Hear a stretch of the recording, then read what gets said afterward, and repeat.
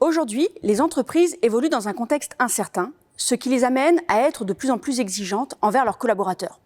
Autonomie, adaptabilité, flexibilité. Face à cela, certains collaborateurs peuvent ne plus parvenir à répondre à ces injonctions et donc présenter des difficultés d'accès et de maintien en emploi. Ils sont vulnérables. Mais la vulnérabilité a un coût pour les entreprises. Désengagement, absentéisme, turnover, voire perte de compétences.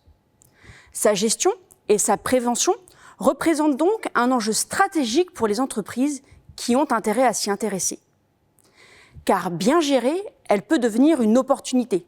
Diversification des viviers de compétences, engagement, performance, voire même le développement de la politique RSE de l'entreprise.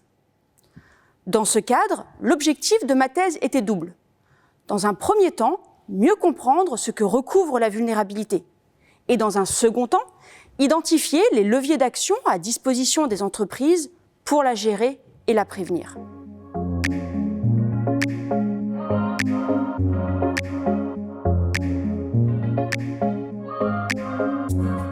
Contrairement aux idées reçues, la vulnérabilité ne renvoie pas qu'au handicap, aux jeunes ou aux seniors. Elle peut toucher chacun d'entre nous. Ma recherche montre que la vulnérabilité apparaît lorsqu'un écart se creuse entre les caractéristiques individuelles du collaborateur, son âge, son état de santé, sa situation familiale, et les attentes de l'entreprise, et que ces ressources ne sont plus suffisantes pour y faire face. Il est alors plus à risque de connaître une rupture professionnelle durable, c'est ce que nous appelons la désaffiliation professionnelle.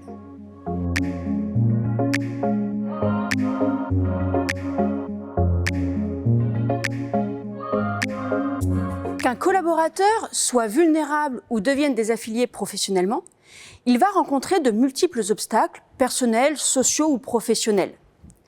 Ma recherche montre que pour l'aider, les entreprises vont pouvoir agir à 3 niveaux.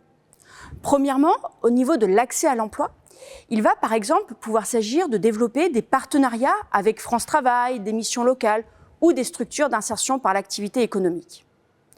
Également, il pourrait être intéressant de tester les candidats directement sur le terrain plutôt que de ne se focaliser que sur le CV, par une mise en situation en milieu professionnel par exemple.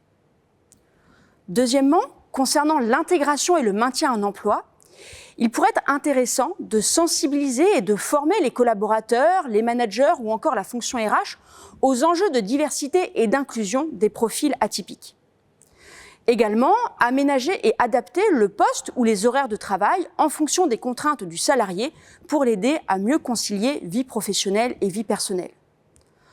Troisièmement, concernant la sécurisation de la trajectoire professionnelle, il pourrait s'agir de faire de la GPEC un outil de prévention en identifiant des parcours de formation ciblés, mais aussi en ayant recours à des open badges, notamment pour les collaborateurs les moins certifiés.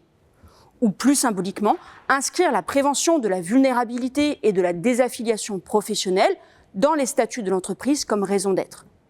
Concrètement, il s'agirait donc pour les entreprises de développer une politique diversité et inclusion favorable à la création d'un environnement de travail capacitant pour le collaborateur.